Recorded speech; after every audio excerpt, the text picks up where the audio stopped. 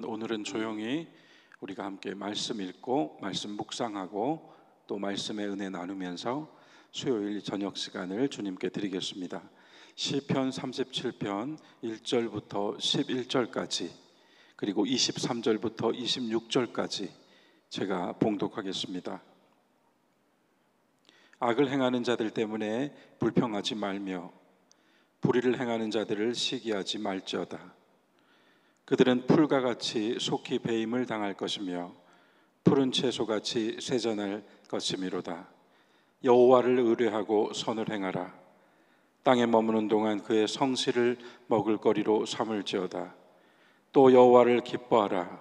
그가 내 마음의 소원을 내게 이루어 주시리로다. 내 길을 여호와께 맡기라. 그를 의지하면 그가 이루시고 내 의를 빛같이 나타내시며 내 공의를 정오의 빛같이 하시리로다.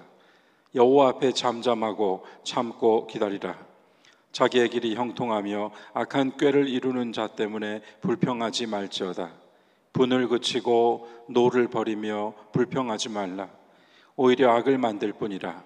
진실로 악을 행하는 자들은 끊어질 것이니 여호와를 소망하는 자들은 땅을 차지하리로다.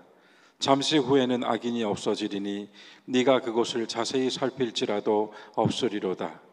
그러나 온유한 자들은 땅을 차지하며 풍성한 화평으로 즐거워하리로다. 23절 말씀입니다. 여호와께서 사람의 걸음을 정하시고 그의 길을 기뻐하시나니 그는 넘어지나 아주 엎드러지지 아니함은 여호와께서 그의 손으로 붙드심이로다. 내가 어려서부터 늙기까지 의인이 버림을 당하거나 그의 자손이 걸식함을 보지 못하였도다. 그는 종일토록 은혜를 베풀고 꾸어주니 그의 자손이 복을 받는도다. 아멘. 다윗의 시편은 모두 좋습니다. 그러나 그 중에서도 시편 37편은 다른 다윗의 시편들과는 사뭇 다르게 쓰여져 있는 그런 시편입니다.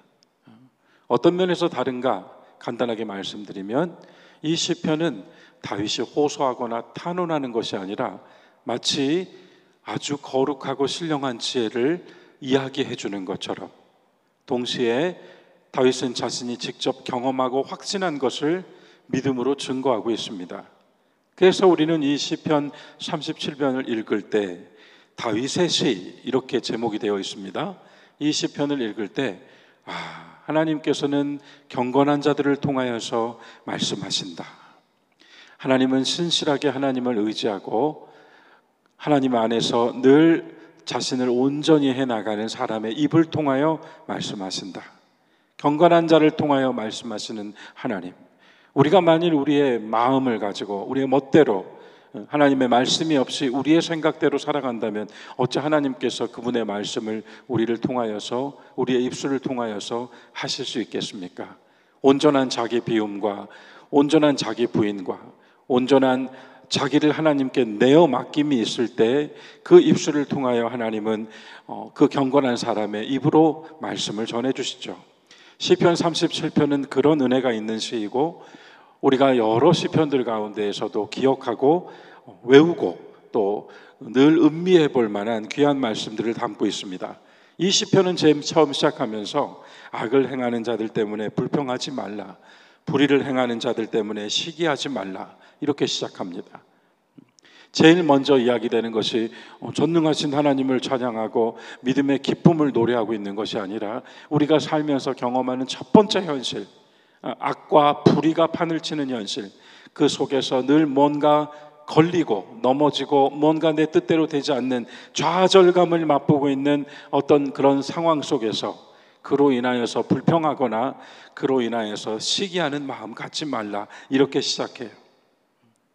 잘 되는 세상 사람, 잘 되고 있는 사람을 부러워하거나 또는 불평하거나 시기하지 말라. 왜냐하면 이어지는 말씀은 그들은 풀과 같이 배임을 당할 것이요 그들은 또한 쇠잔해질 것이다. 그러니까 우리의 눈에 아무리 결코 무너지지 않을 것 같은 철옹성을 쌓고 있다 할지라도 인간이 쌓아놓은 그것은 풀과 같이 속히 배임을 당할 것이고 푸른 채소와 같이 쇠잔해질 것이다 라고 이야기합니다. 푸른 채소가 쇠잔해지면 얼마나 볼품 없어집니까? 그러면서 다윗은 하나님은 다윗의 입을 통하여서 중요한 몇 가지를 당부해 주십니다. 그 첫 번째가 무엇입니까? 여호와를 의뢰하고 선을 행하라입니다. 여호와를 의뢰하고 선을 행하라. 의뢰한다라고 하는 것은 의지한다라고 하는 것과는 조금 다르죠.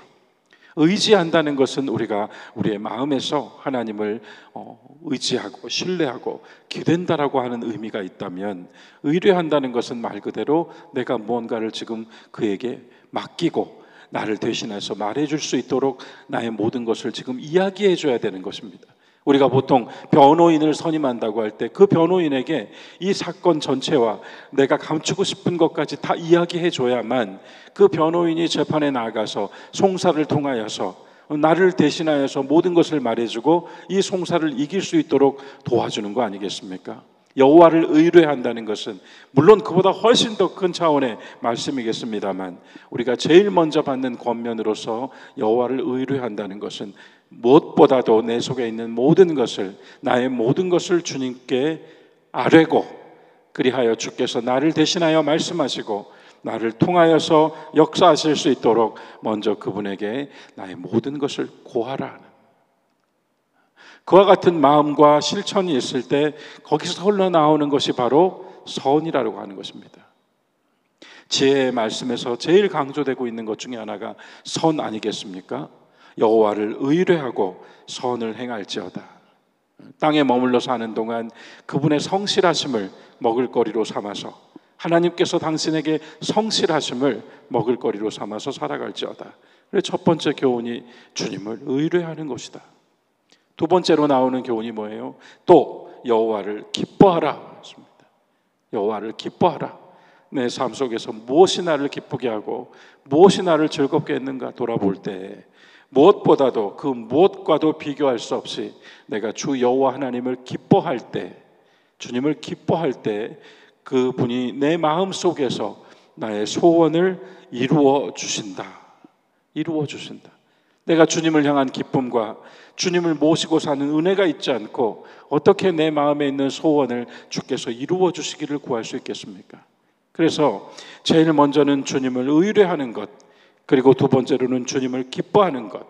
주님을 의뢰할 때에는 그분의 성실하심이 나에게 늘 공급하여 주신다라고 하는 믿음 위에 있는 것이고, 주님을 기뻐한다라고 하는 것은 내 마음의 소원을 이루어 주실 수 있는 분은 오직 하나님 당신뿐이십니다라고 하는 우리의 기도가 함께 있는 것입니다.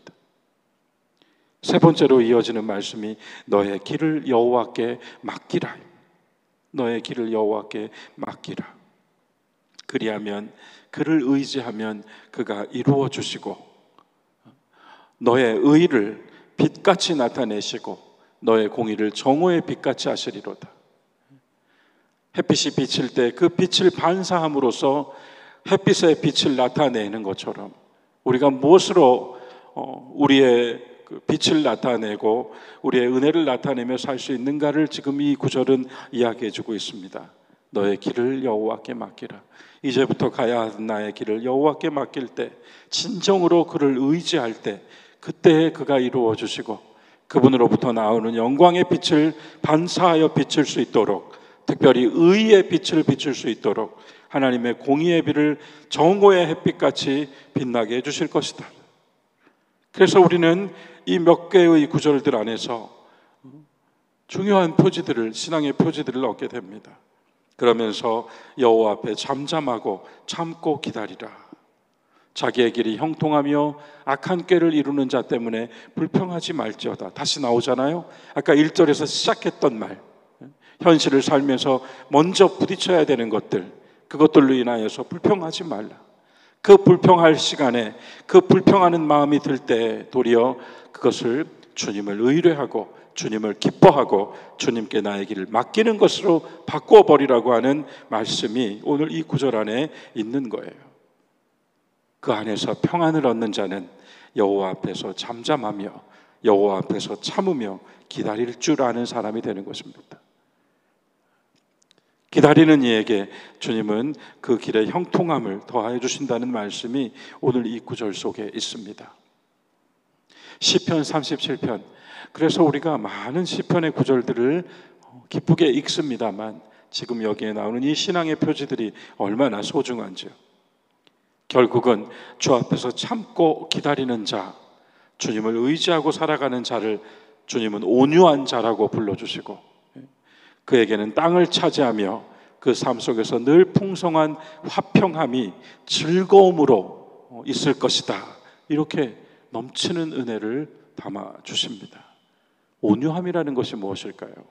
그냥 착하고 부드러운 것이 온유함일까요? 온유함이라고 하는 말의 핵심은 그것이 나의 의지 또는 나의 어떤 권리, 나의 주장, 이것들을 기꺼이 내려놓을 수 있다는 것, 상대를 위하여서 또는 상대의 말을 더 높여주기 위해, 상대를 더 귀한 존재로 만들어주기 위해 나를 잠시 내려놓을 수 있는 것, 그것이 온유한 사람이에요. 그래서 진짜 성경에서 온유한 사람 극치는 누구입니까? 먼저는 욥이죠. 끝까지 그는 하나님에게 질문했지만 대답해 주시지 않았잖아요.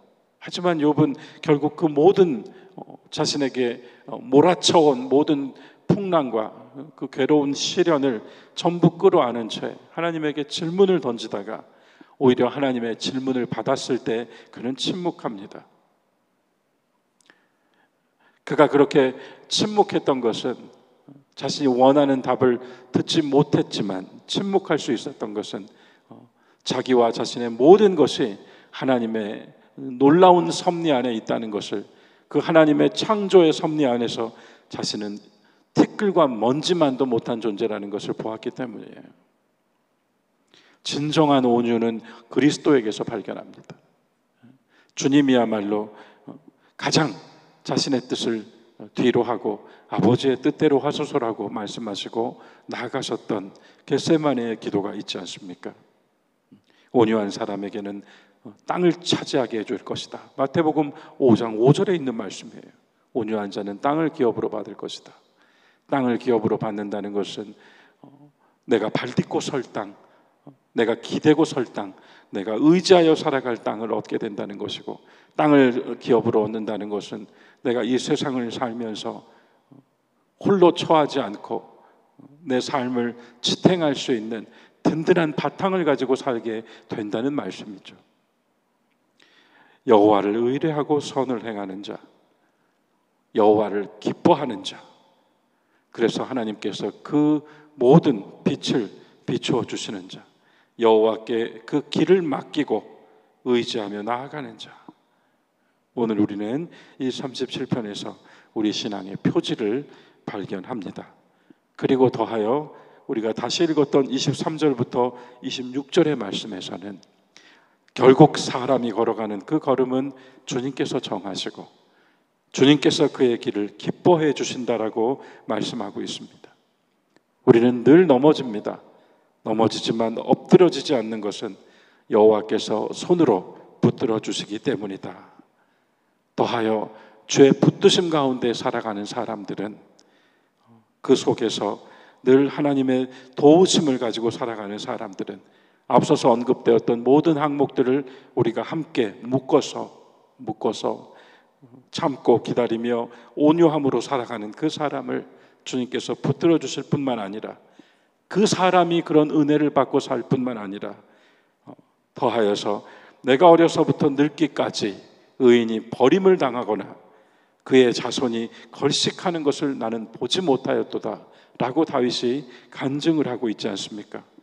도리어 은혜 베풀어 주는 것을 기뻐하고 나누어 주는 것을 기뻐하고 그럼으로써 진정 그의 자손이 복을 받는다고 하는 말씀이 더하여 이 시편 37편에 있습니다.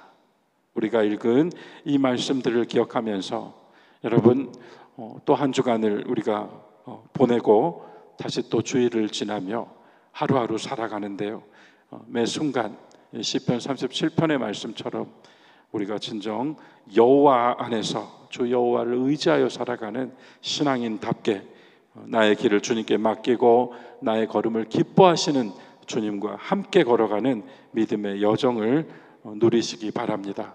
무엇보다도 우리에게 주신 은혜의 말씀이 우리가 주님의 빛으로 빛나는 것뿐만 아니라 우리의 자손이 걸식함을 보지 못하였고 오히려 그것이 우리의 자손들에게도 하나님의 복으로 임한다라고 하는 약속의 말씀을 더하여 받았다는 것입니다. 오늘 이 말씀이 우리 모두에게 각각으로 필요한 말씀으로 여러분들에게 찾아가고, 또한 이 말씀을 통하여 우리가 다시 한번 믿음의 소망을 다지는 복된 이 저녁 시간이 되시기를 주님의 이름으로 축원합니다. 우리 함께 이 저녁 같이 잠시 묵상 기도하고 그리고 주님 가르쳐 주신 기도로 마치겠습니다.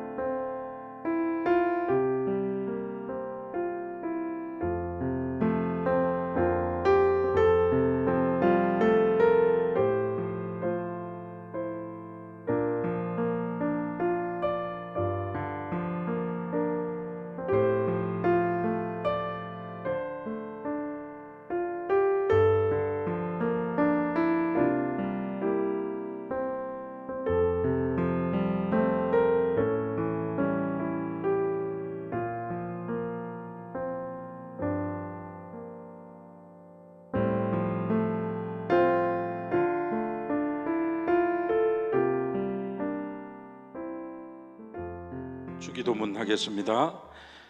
하늘에 계신 우리 아버지여, 이름이 거룩히 여김을 받으시오며 나라에 임하옵시며 뜻이 하늘에서 이루어진 것 같이 땅에서도 이루어지이다.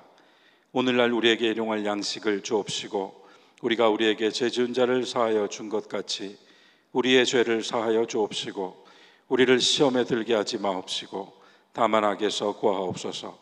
나라와 권세와 영광이 아버지께 영원히 싸움나이다. 아멘.